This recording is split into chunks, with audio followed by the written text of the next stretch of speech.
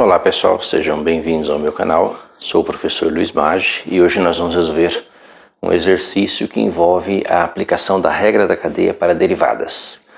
Nós vamos calcular a derivada da função f de x igual a seno de 3x² menos 1. Antes de mais nada, vamos explicar rapidamente, qual é a regra que nós vamos usar, como ela funciona, a regra da cadeia.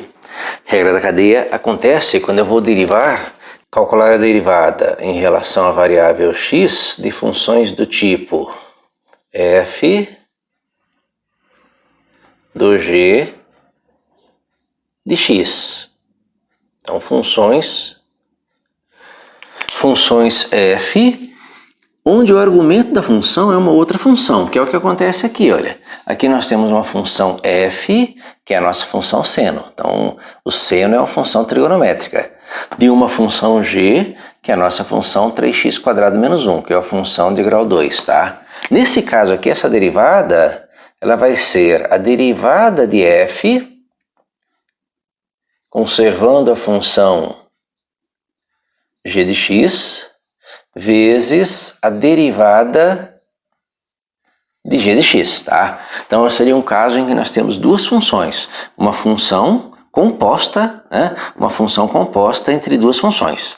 Se nós fizermos uma substituição aqui, u igual a g de x, essa regrinha vai virar a derivada em relação a x de f de g de x, que eu passo a chamar de u. Então, você passa a ter essa derivada, tá?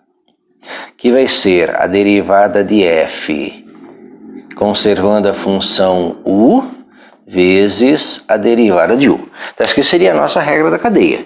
Seria uma regra que nós usamos para funções compostas, funções em que o argumento da função é uma outra função. Por exemplo, o seno, O seno é uma função trigonométrica, mas não é o seno de x.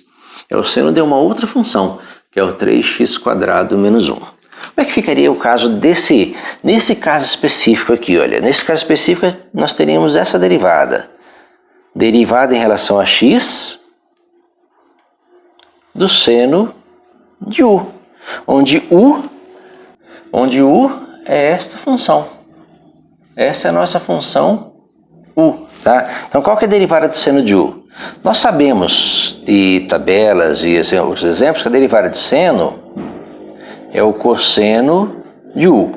Tá? Então, derivada da função f, derivada de seno é cosseno, vezes a derivada de u. Então, nós adaptamos a regra, que é uma regra geral, para esse caso, que é um caso particular, onde a função f é a função seno e a função u, que é o nosso g de x, é o 3x² menos 1. Com isso, como fica a nossa derivada? Nossa derivada fica f' de x, que vai ser igual ao cosseno